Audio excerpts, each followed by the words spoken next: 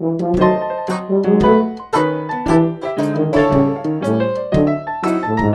for the Sibling Rivalry Baseball Podcast, brought to you by the greatest game on earth, baseball.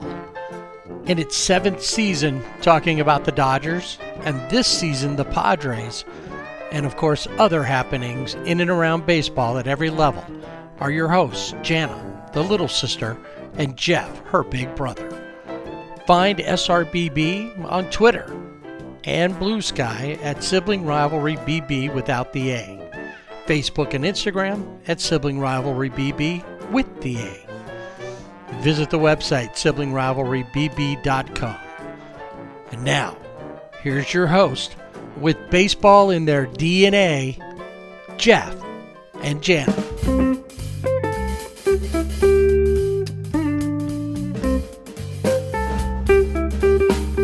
Thanks for checking in to another edition of the Sibling Rivalry Baseball Podcast. This week, just me. Jana is off living that jet-setting lifestyle that she does every summer off somewhere in the Pacific Northwest, as I recall, was her destination this time. So she'll be back next week. That's why we didn't really have an episode last week. And this one's going to kind of serve as a middle spot for both weeks. And then we'll talk next week. Incredible weekend. Not just for baseball, but if you're a sports fan in general here in the U.S. Because you've got baseball going on as far as MLB, regular baseball, all pro baseball is going on. You've got different levels of that. You've got the College World Series starts up, which we will talk more about when we get to around baseball. But you got that happening. And then the beginning of World Cup. So you got football or soccer here in North America between Mexico, the U.S., and Canada. The NBA Finals. The NHL Finals. It was an incredible sports weekend. Congratulations to the Knicks for winning their first title in 50 some odd years. And then the Carolina Hurricanes. It took them 20 between titles, and they've got the NHL. And of course, all month is the World Cup with the U.S. Winning their very first match on the second day of the World Cup, and that's going to go on through July. So we'll have that going on about the same time as even the All-Star games happening. So I'm sure you're well aware of everything that's happening there. So we're going to go real quick through a couple things. We've got the Padres and what's happening with them. We'll pick up where we left off with them visiting Philadelphia. And, of course, the Dodgers, we'll look at them, and we'll take a little bit of a look around baseball. Lots of folks on the IL and a crazy series involving the A's. In fact, a couple of series involving the A's. So we'll take a look at all of that. But first, let's head to San Diego.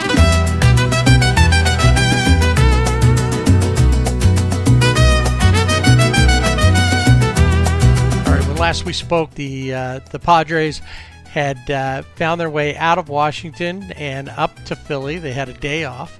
We talked about the first game, which was a loss. They lost that 3-2, and they would go on to lose the series, getting swept for the season series by the Phillies. 2 days in a row, they lost 3-2, and then finally 6-4, which was kind of nice because they did pick up a few more runs there. But, that started what is that? That's that 3 plus 2. There was a 5-game losing streak. And then they headed home to take on the Mets and their old teammate, Juan Soto. And they would extend that losing streak to 6 games when they got blanked by the Mets 5-0. There at Petco. They were only able to grab about 3 runs out of that. Fernando Tatis Jr.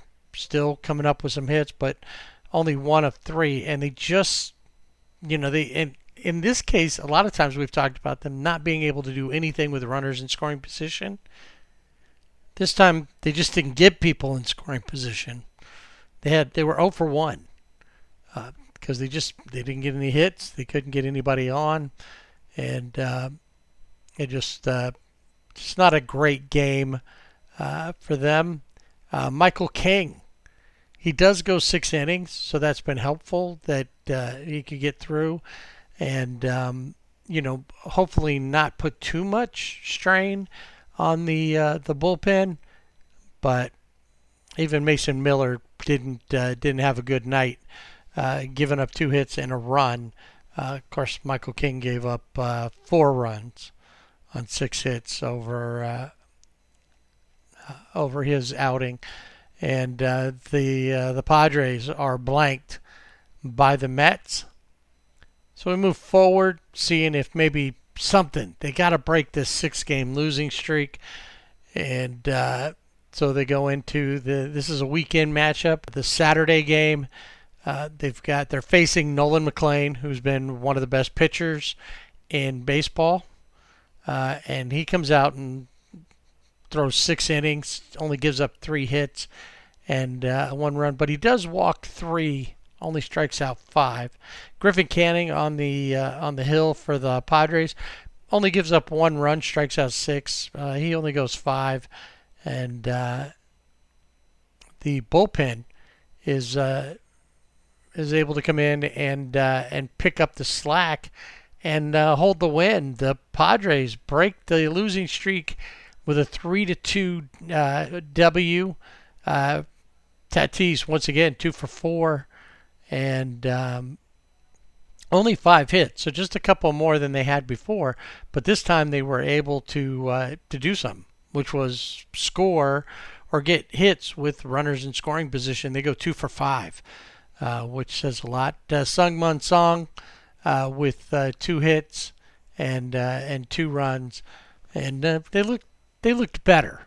Freddie Fermin gets a home run in this game, and he hadn't really been doing a whole lot. Kind of light hitting, batting about 133, but he's able to hit a 2-run homer, and that would secure the win for the Padres. So they break the losing streak, and they go into the rubber match with the Mets.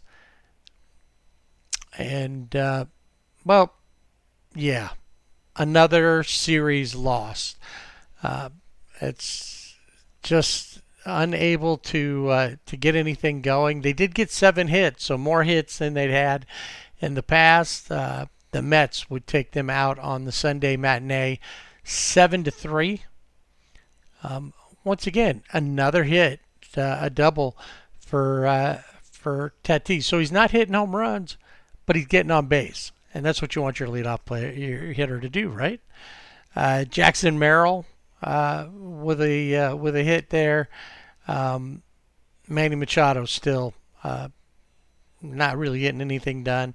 And for players who are able to that qualify, have enough at bats, he's been at the bottom or near the bottom of the batting average for a while now. So he doesn't really do anything. Xander Bogaerts with a base knock, as well as Miguel Andujar, and a home run again from Freddie Fermin, and another 2-run shot. Where all of a sudden Freddie's waking up and contributing, but they just couldn't get the W this time. So the Mets take that series, and the Padres welcome in the Reds.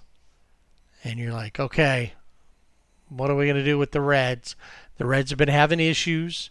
They had been above, the whole National League Central had been above 500. And now the National League Central is only one team below 500, and that's the Reds. The Reds had come in for the first time, not the first time of the season, but having a below 500 record, 3 games below 500, as I recall when they come in, and the Padres seem to be perking up a little bit. They go 4 for 8 with runners in scoring position. How about that? A home run again from Freddie Fermin. He is on a tear. That's his 3rd of the season, and all 3 coming boom, boom, boom, right in a row. You had multiple hits from Xander Bogaerts and Chase Bowen.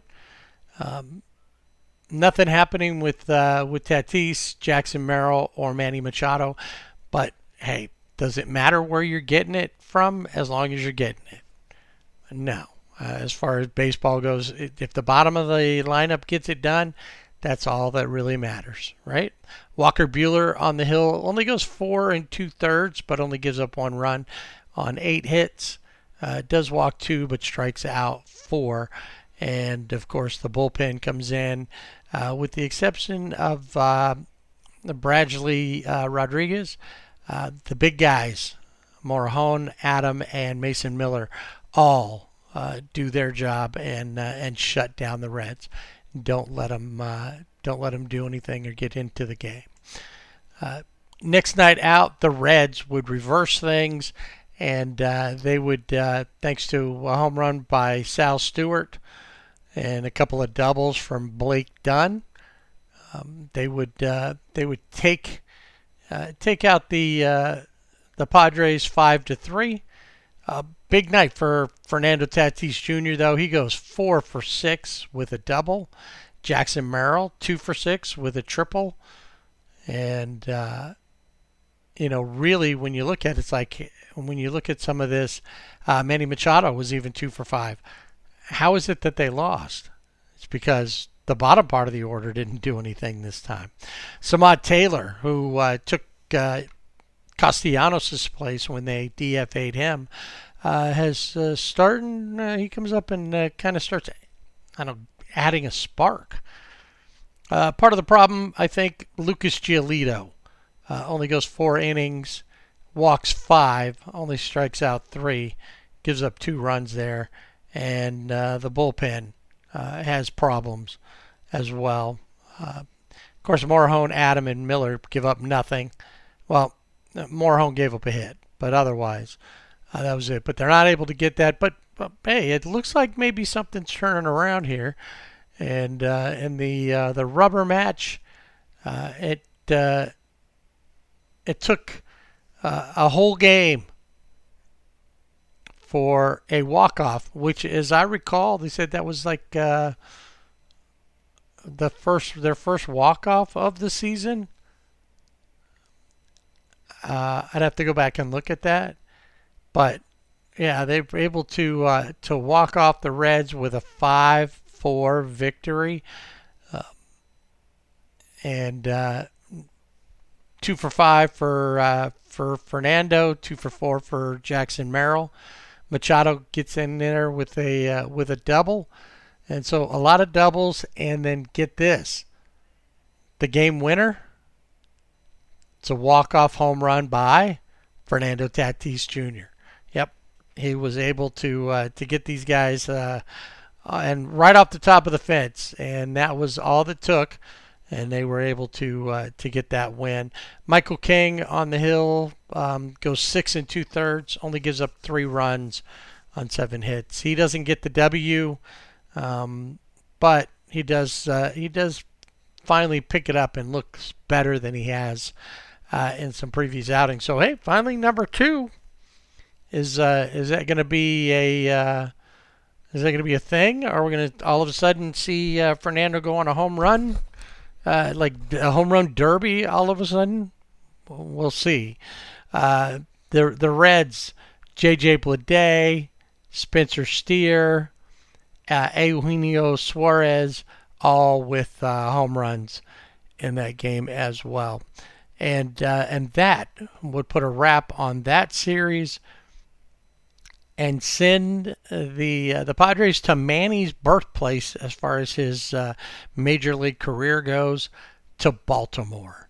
And you kind of wonder what kind of series Baltimore's been, and they're kind of the same, hovering just a little below 500, whereas the Padres have been just above 500. And you wonder what what's going to happen.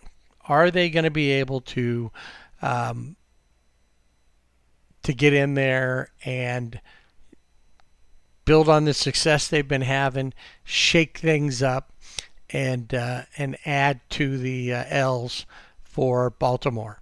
Well, first game out on the Friday night. Warm reception for Manny Machado there at Camden Yards, but not able to get the win. They dropped that one 7-3 in spite of Manny Machado's two doubles. Padres would go on to collect 7 hits in that game, but they just couldn't get past the Orioles on this one. Only, like I said, only able to score 3 runs, 4 for 14 with runners in scoring position. So this time they got people in scoring position. They just couldn't bring them home. And so obviously that continues to be a problem for them. But it looks like maybe they're getting to that point where they're shaken out of it. I don't know. We'll see how that goes. Let's see how the rest of this series with the Orioles panned out for them. So they dropped the first one and head into the Saturday game. And this one was a whole different story. Huge. Jackson Merrill, he's actually a hometown boy. You know, we talk about Manny Machado going back to his roots. That's where he started at with his baseball career. But Jackson Merrill's actually from the Maryland area, and he homers in this one. Manny with a home run, Gavin Sheets with a home run, Samad Taylor with his first MLB home run, and Rodolfo Duran, who would come in for Freddie Fermin. And we'll talk about Freddie Fermin coming up, what happened. But, lots of home runs. What is that? That's 5 home runs in the game, and they were able to put quite a few runs up on the board. Samad Taylor in this one goes 3 for 5. It was great to see them. When you're bogged down so much by just things not going right, not hitting. Having issues, it takes a toll on the total game.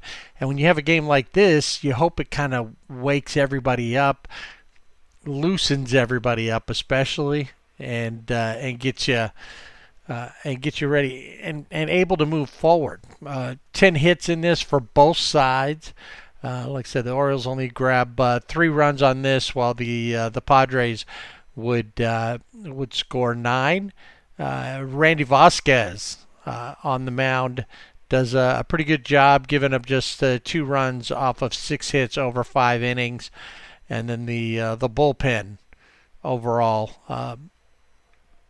did well. It was a pretty good game for the Padres anyway. So now they're right on the verge of potentially winning a series, which they haven't done. They've lost 4 straight series.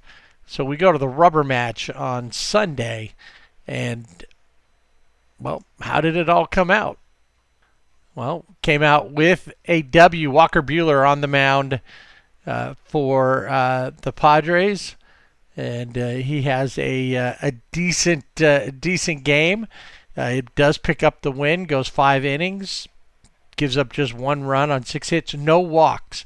And that's been a key. They've been walking a lot of guys, and in this case, he strikes out 5, doesn't walk anybody. And that's definitely very helpful. And then, of course, the bullpen comes in and does a good job with Mason Miller picking up his 19th save of the season. And final score on this one, 5-2, 2 for 4 for Tatis, 2 for 5 for Jackson Merrill. So homecoming was a good thing for him. And then Rodolfo Duran, home run again. The catchers. So we had Felix Fermin go off for a few, and then Rodolfo Duran comes in to take over for him, and he gets a home run and a double in this game, getting some assistance, as it were, from some unexpected places. Samad Taylor has another decent game, going 1 for 4, and they would finally win a series, their first after losing 4 in a row, and the Orioles will go down in defeat 5-2 in that one. The Padres will, with wrapping that up, they head to St. Louis to take on the Cardinals, and then down to Arlington to play the Rangers for a set of 3 before heading back home for division leaders back-to-back with the Braves and the Dodgers. All right, I'm going to go with Felix Fermin as my player of the week. 3 days in a row with home runs. He stepped up when nobody else was, and they needed a little bit of that spark. I thought about Samad Taylor, which if he keeps playing the way he is, I'm sure he's going to be a player of the week soon. But I got to go with Felix Fermin. Now, we're going to talk about him. He's the player of the week from that. I guess you could almost give it by extension to Rodolfo Duran as well, because he picked up where Felix Fermin had left off. Felix Fermin, during warm-ups, pitch bounced up, hit him back behind his ear, like bounced up off, and he had turned his head, hit him up under his helmet in there, and he is on the 7-day concussion protocol. Hopefully, he'll be back and pick up where he left off, because the Padres definitely need him. Hey, you gotta help me out, baby. It's time for Dodger baseball.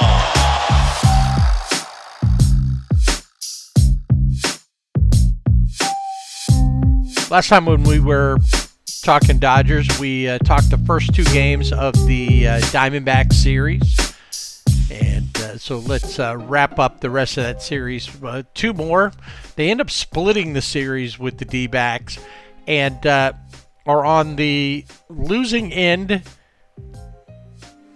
of a walk-off for the first time this season. They had not been walked off by another team. They'd walked off teams, but they hadn't been walked off.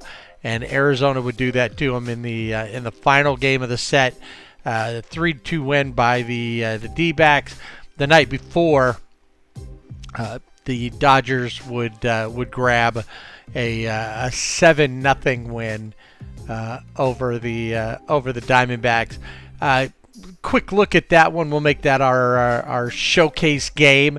Shohei on the mound versus Zach Gallen. Shohei, not only was he pitching, so let's look at that line. The pitching line was 6 innings, no runs, gave up 2 hits, struck out 6, and then on top of it, went 3 for 4 on the day. Over 6 plate appearances, he would walk twice, strike out once. So pretty good night for Shohei. As far as that goes, guy that honestly, I think there's a lot of talk need to be having about this guy, but he has a good night, and that's Kyle Tucker. And I think Jana and I will talk more about him and some other Dodger players as once she's back next week.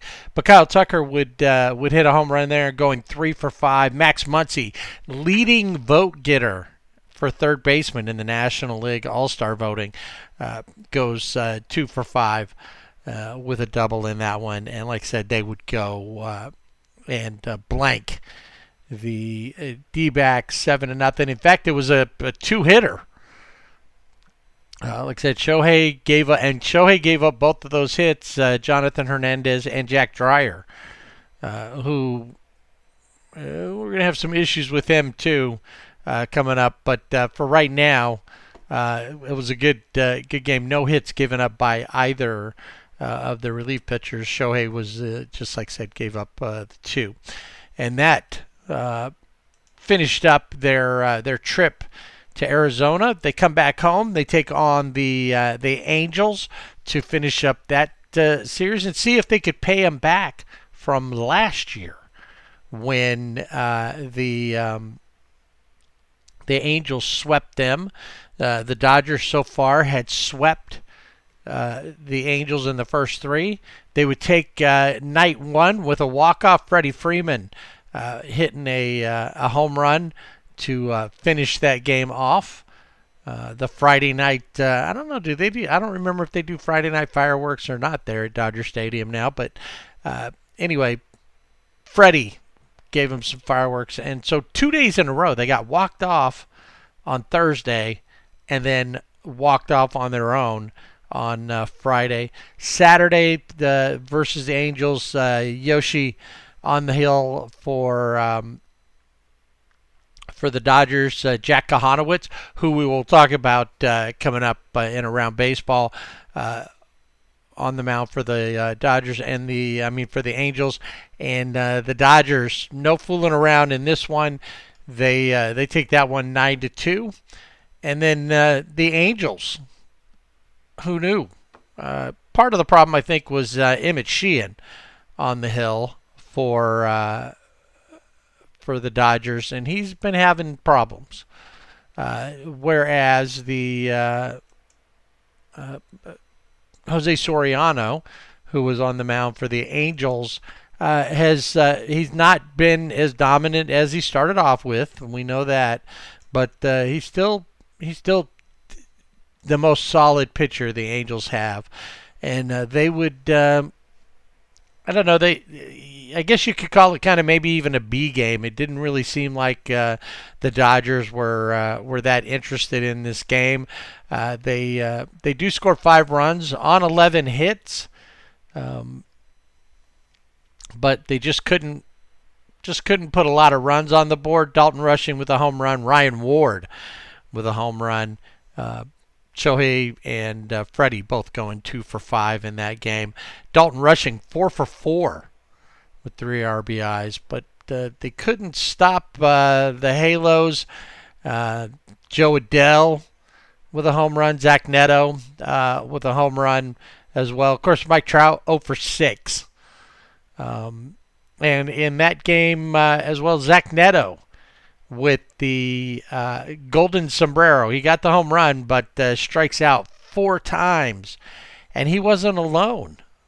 2 golden sombreros in this one. Oswald Peraza, who was in at second base, he also struck out 4 times. Nolan Shanuel with 3 strikeouts. So 14 total strikeouts, but they were able to put 13 runs on the board, and they would take the Dodgers down and avoid the season sweep. So that's it. You can close the book on the Dodgers and Angels for this season. There's not a chance that they're going to meet up in the World Series. So we don't have to worry about that, and thank God. We can be finished with that one. The Dodgers can move on to, because they've got some more important series coming up. In fact, I would say anytime you play a National League team, especially a team with great pitching, you get, that's got to be a better game against, not that that playing the Angels isn't, it's just the area. It's not a big rivalry as everybody thinks it is. And they don't really have a lot to offer as far as like the challenge people you might see later on. The Dodgers could, in fact, probably not, but could, depending on what the Pirates do, see them in a playoffs series down the road here. being able to get familiar with them and be ready, especially when you're taking on somebody like Paul Skeens, the one of the best in the league. You got to hope that either you can do one of two things. You can get to him earlier that he's having an off day, or that you can outlast him. Well, that's what the Dodgers do in Game 1 with the Pirates. Eric Lauer on the mound for the Dodgers. Skeens goes 6, gives up 2 runs on 6 hits, does strike out 7, walks 2, but they're able to hold out. The Dodgers are, and Skeens pitches the 6, and in the top of the 7th, the Dodgers go off for 10 runs.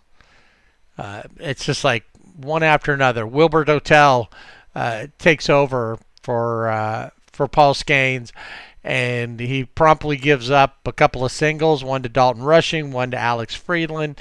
Shohei is doubles, and that's after Dalton Rushing gets picked off at third base. And then, actually, there was a pickoff throw and an error. He ends up scoring, and then Shohei doubles, Andy Pages with a home run, and you get it. Kyle Tucker, just a fielder's choice, but that drove in another run. There was a walk and a single in between with Freddie and Mookie. You get the idea. It just got out of hand. Wilbur doesn't last too long. Brandon Boudoir comes in to replace him, and he gets smacked around. He finally gets Dalton Rushing to strike out, and then he's not even able to finish that. They would go through 3 pitchers in this inning. Dennis Santana coming in to get the final out, but the damage was definitely done by then, and that's it. The Pirates will fall to the Dodgers on night 1, 12-3. Next night, not the same thing. Close game, 9-8. The Dodgers would fall, though, to the Pirates. 9-8. The Pirates were able to do this in regulation, scoring 8 over the 7th and the 8th.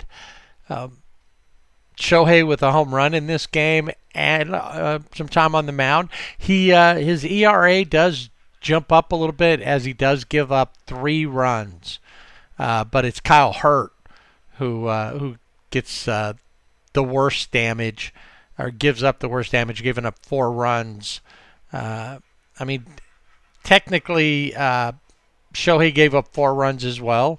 Kyle gave up 4 to get the loss in all of this. What are you going to do? Jack Dreyer comes in. He also gives up a run. They end up, the Pirates walk away with a W, and we head to the rubber match, see if the Dodgers can walk away with a series victory, and they do with help from the bullpens. Tanner Scott gets his 7th save. Jack Dreyer will pick up the win in an 8-6 victory that saw another home run by Shohei. A 10-hit night, 8 runs on the board. Like I said, they win that 8-6. On the hill, Justin Robleski doesn't last as long as he normally does. He only goes 4 2/3, gives up 4 runs on 6 hits, walks 2, only strikes out 1. Gave up 2 home runs in that game. One to Rafael Flores, and the other one to Brandon Lowe. So the Dodgers finish up there and head off to Chicago, to South Side, the baddest part of town. and they would take on the surging Chicago White Sox. Yes, last to first. 2 seasons ago, they set a record for most losses in the modern era, and right now they are on top of the American League Central. Pretty incredible when you think about it. And they're threatening, All-Star game-wise.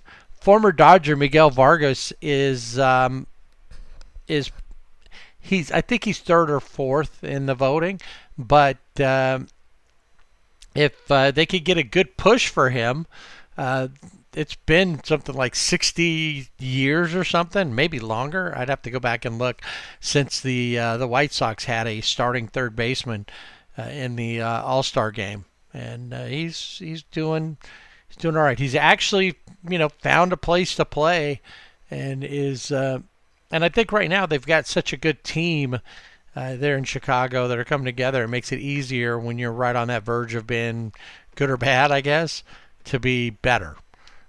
So Miguel Vargas, and it's also been Andrew Benintendi, has a good veteran presence. He's not batting, his batting average is like 235, but it seems like he's always stepping up and getting something done at the right times. Dodgers would send Roki to the hill, and Roki in a return to form. What we were lamenting earlier in the season, 7 runs over 4 1/3 innings, would walk 3, strike out 4, gave up a home run, but he couldn't keep it together, and he would give up all but one of the White Sox runs in an 8-2 loss. The Dodgers, like I said, only able to grab a couple of runs out of all that, scored by Kyle Tucker and Miguel Rojas, and that would be it. No Shohei in this game. Had a knee soreness, and so they gave him a break. The next night, interestingly enough, the White Sox fans were chanting, "We want Shohei," and they got him. Shohei would come in and Shohei form, lead off the game with a home run. He would walk 3 other times and give the crowd what they wanted. Max Muncy, 2 home runs in this 7-1 smackdown of the White Sox. Yoshi, such a great game for Yoshi. Problem was, he had a perfect game going up to, I think, the 7th inning, when there was an error by Mookie Betts, who kind of booted a ball that ended the perfect game. And then in the 9th, Yoshi goes 8 1/3. So in the 9th inning, he would give up a home run to Tristan Peters, and that would, of course, be the 1 run that the White Sox got, and so much for the no-hitter. But Yoshi's going to get a perfect game or a no-hitter or both. So far, the only perfect game in Dodger history is still Sandy Koufax's perfect game. But there you go again, Yoshi, with an incredible outing, and the Dodgers, no fooling around, they take out the White Sox 7-1 and are ready to take in the series going into the Sunday game. Question is, the White Sox, like I said, they're a better team than most people realize. And what can you write them off? Can you say, Dodgers got it? In the past, maybe, but I don't think you could do that today. Although the Dodgers do put up a good fight and do look to try to win this one. Home runs by Freddie Freeman and Mookie Betts, and Mookie trending upward. We kept wondering why Mookie's still hitting so high and maybe not pushing him down for more, but he's gotten his batting average up over 200 after being well under 200 for most of the season, down around in like 170s, 180s. But he's been doing well lately, trending in the right direction, I guess you could say. A couple of doubles, Ryan Ward, who has been making the most of his time up, and Dalton Rushing also with a double. It's still not enough, as the White Sox were able to put up 4 runs. Sam Antonacci would hit 2 home runs. Or I'm sorry, no, he didn't. He got his home runs off of Emmett, though. Colson Montgomery would hit a home run off of Jack Dreyer. Chase Meadroff off of Jack Dreyer. Jack Dreyer was kind of the problem here. Emmett wasn't great. He does get the loss. He goes 5, gives up 3 runs on 4 hits, strikes out 8, so not too bad. But Jack Dreyer comes in and gives up 3. Had he not given up those 3, the Dodgers would have walked away with a W. So the Dodgers finish up their road trip there with a loss in Chicago, and they lose that series. And that's the only time they're going to see the White Sox, unless the White Sox make it to the World Series and the Dodgers make it. Both teams make it to the World Series. So the Dodgers head for home, and will take on Tampa Bay. You got the Rays, and then the Orioles come to town for 3. So they've got American League East teams. They'll do. And then they'll hit the road with another American League Central team before heading to San Diego to take on the Padres. I'm going to give the Player of the Week to Max Muncy. A couple home runs in that game. He's been solid, and clearly baseball fans are seeing what Max can do. And Max is, right now, I think, although we are seeing a resurgent Nolan Arredondo in Arizona, Max, I think right now is kind of showing to be about the best third baseman in baseball. He's definitely being consistent, and that's what we want. You need consistency, and the Dodgers, they pretty much have it. They're not losing a lot. They're maintaining their wins. 46 and 27. I'm sorry, 45 and 27 after that game with the White Sox. Leading, only I think the Braves have a better record, and who knows what's going to happen since they've had some issues as well.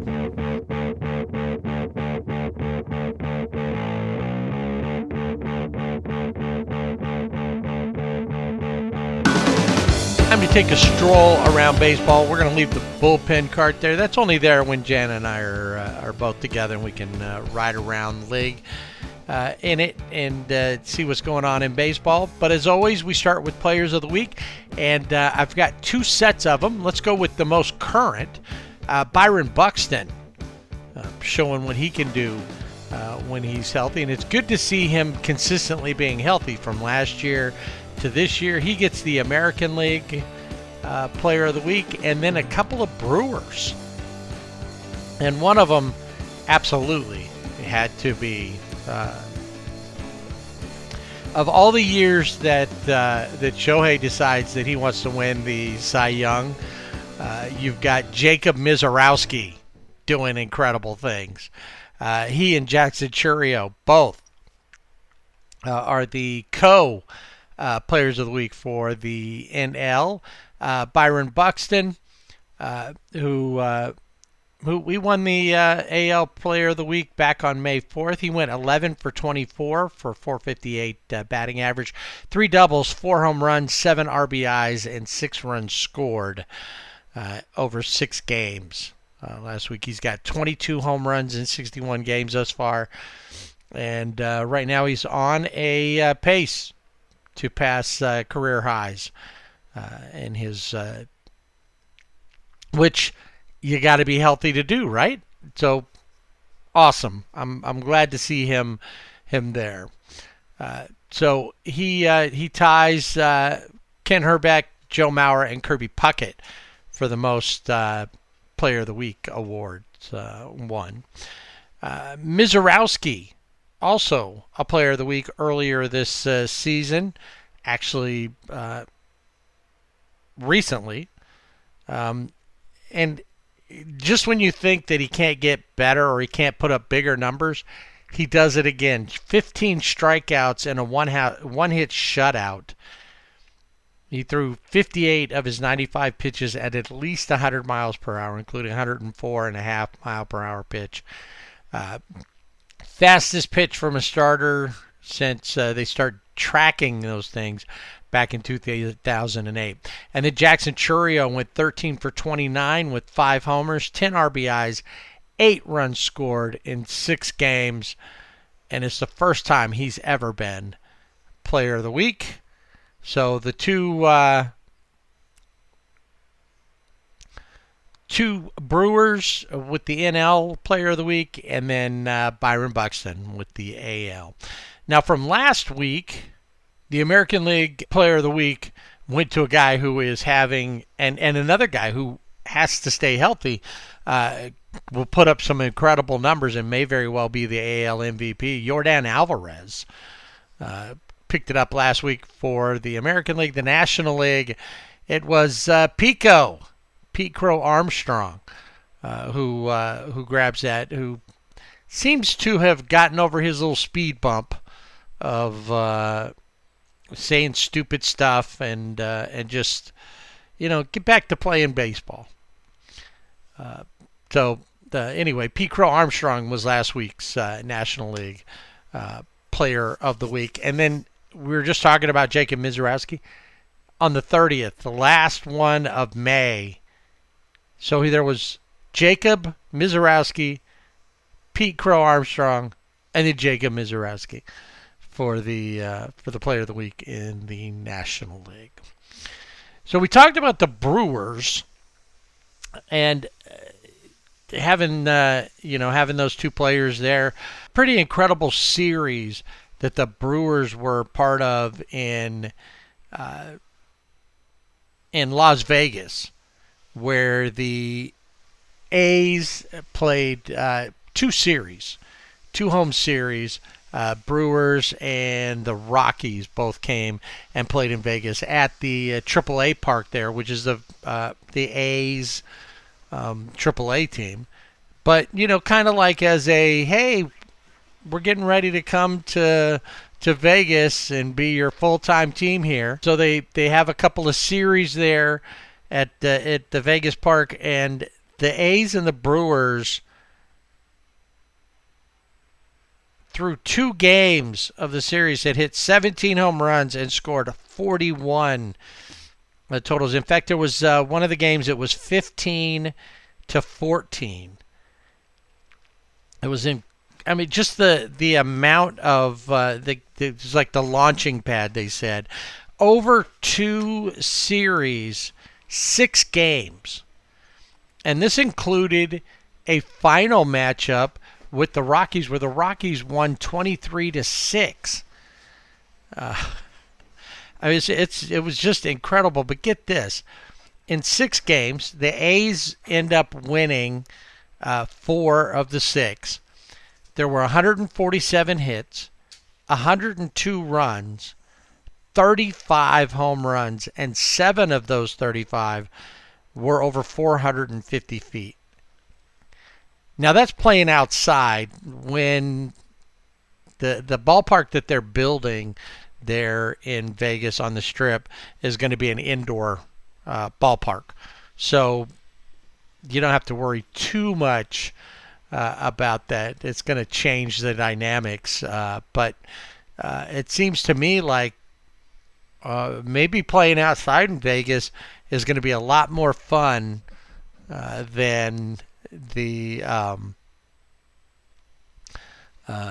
than playing inside, and definitely seems like the offensive possibilities in Vegas are far greater than they are in Denver. I don't know. That's just me. I don't know. It just seemed like I don't remember seeing crazy numbers like that consistently for in any series with the Rockies in Denver.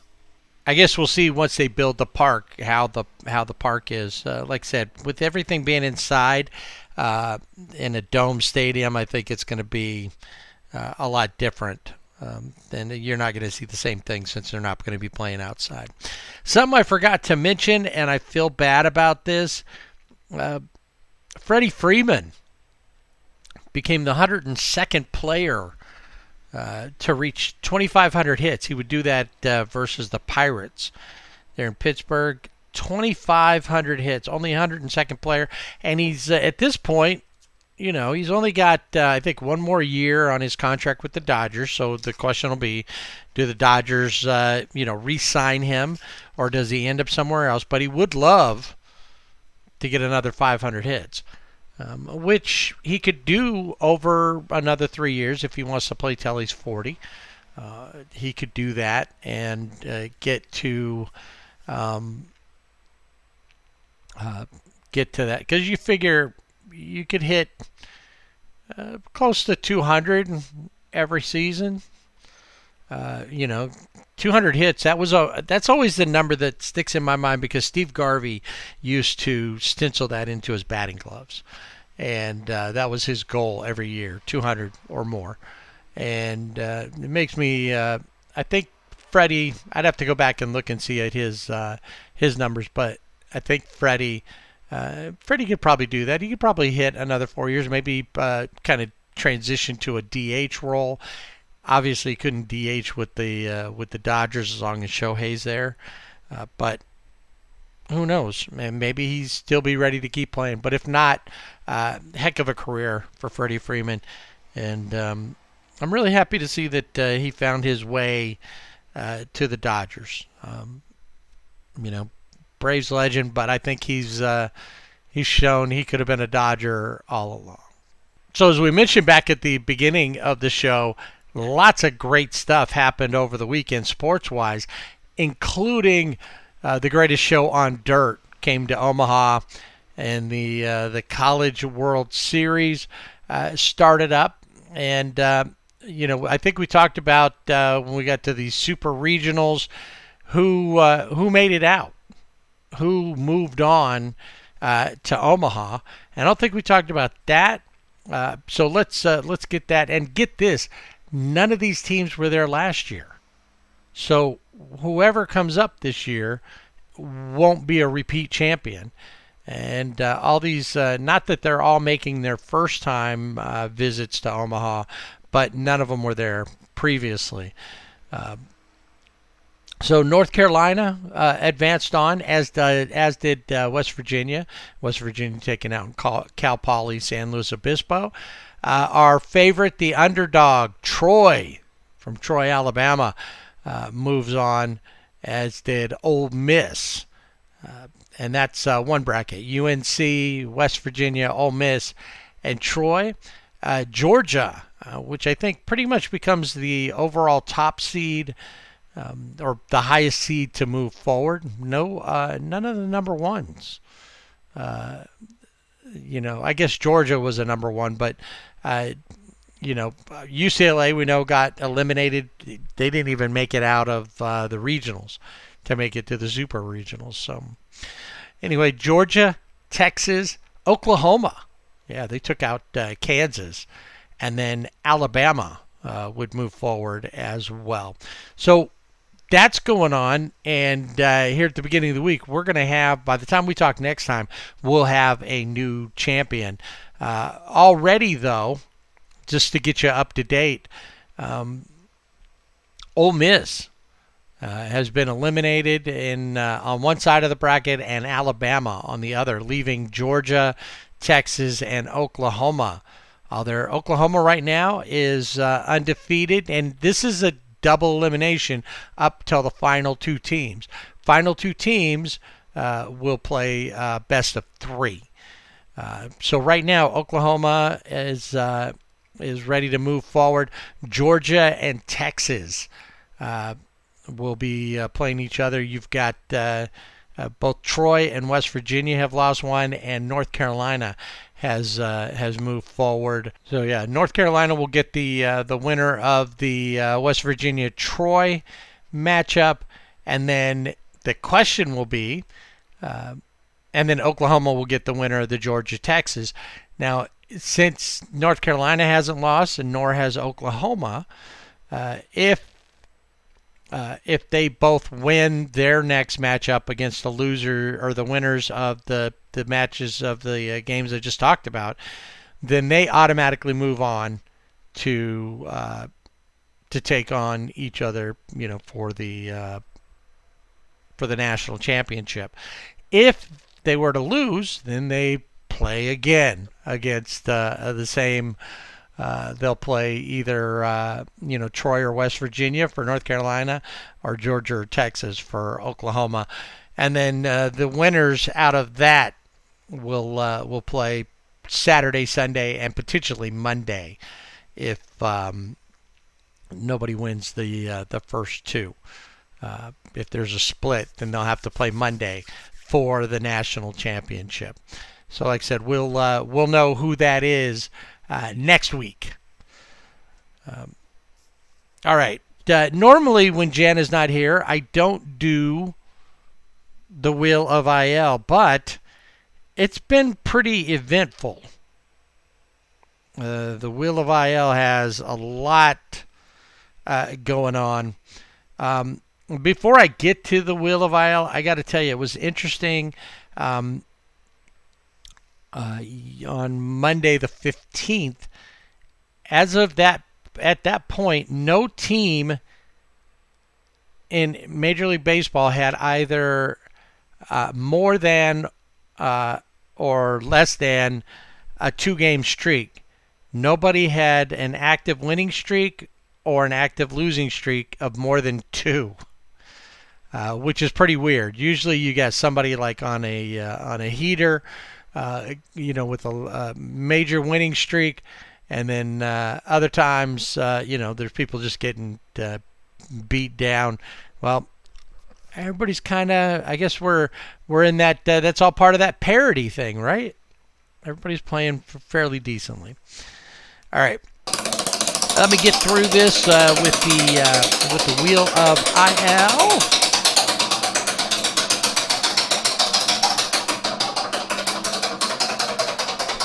Brent Rooker from the A's, 10 days with the left knee bone bruise. The Braves have a couple of them, and they're big names. Spencer Strider, right arm soreness, 15-day DL. And then Ronald Acuna Jr. With the left hamstring. He came up lame running, and he hits the 10-day. Maybe he just needs a little bit of a break. He's not been playing, even though the Braves have been doing great. He's not been as great. So, the Reds, Emilio Pagano with hamstring issues on the 15-day. This one was one that just came up with the left hamate bone break. Jose Ramirez from the Guardians. He broke the right one back in 2019, so he will be hamate bone free going forward.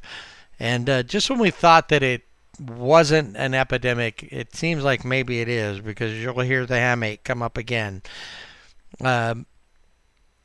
Jack Flaherty of the Tigers, left peroneal strain on the 15-day. Sebastian Rivero from the Angels, which is sad to hear about this guy going on the 10-day, because he actually was another catcher. We talked about Felix Fermin earlier, another catcher that was heating up. He finds himself on the 10-day disabled list, along with Grayson Rodriguez, who has lower back inflammation. He's on the 15-dayer. And then I mentioned Jack Kahanowitz earlier. TJ, Tommy John surgery for Kahanowitz.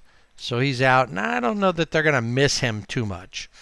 It's always sad hard to take when you got to like that, but maybe it'll help him, or maybe he won't ever come back. Who knows? It's one of those things. And I don't know that he's not like a lot of these pitchers where when they have it, that was so solid that they can come back from it.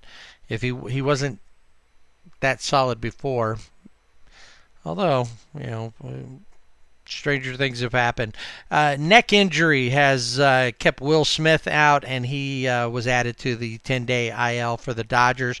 Trent Grisham, right hamstring, ends up spinning with the Yanks. The Phillies put Adolis Garcia with a right shoulder, pulled muscle in his right shoulder on the 60-day. O'Neal Cruz ends up on the 10-day there from the Pirates. I think he had a hand issue. From the Cardinals, Ramon Urias, the third baseman, went back to St. Louis for a scan on his elbow, and they've took him out. Talked about the Padres. You have Felix Fermin on the 7-day concussion protocol. And then Seiya Suzuki was another one that popped up as I was putting this list together from the Cubs. Right knee issue that has put him on the injured list. Here's one. Evan Carter has the oblique. That's right. He's got the 10-day. He's on the 10-day from the Rangers with the my oblique. And I told you there was another hamate bone. Well, the Royals, Vinny Pasquantino, broke his right hamate bone, and so he'll be out however long that takes. And I'm working on a new song. And my hamate bone is broken. And IL trip. And my hamate bone is breaking. An IL trip I'll be taking. That's just part of it. I think I'm using it smells like Teen Spirit. Smells like broken hamate is where we're going with that one. All right. So, College World Series. Check it out this week. It's a lot of great baseball that's going to be going on. You've like I said, you got West Virginia and Troy. You got Texas and Georgia waiting for their chances to take on Oklahoma and North Carolina to see if they can overcome those losses and take out Oklahoma and North Carolina to move forward. And like I said, we've got lots of great baseball ahead of us. And, we're in June, so we've got All-Star. We'll break down All-Star ballots next time. Jana and I will, among other things.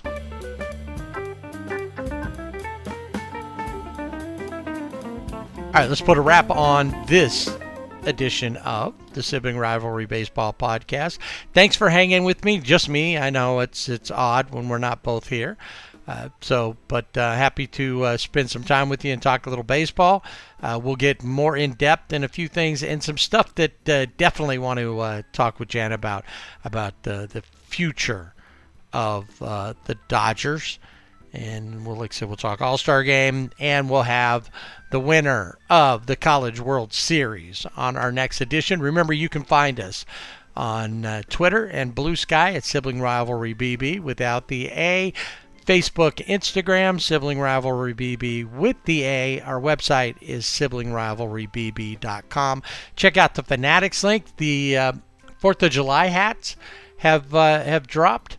and they're all they're not too bad looking, but this year, figure it kind of cool is get the 4th of July hats and celebrate the nation's 250th year as a independent republic. Till next time, like I said, go see some live baseball, and don't forget to swing away.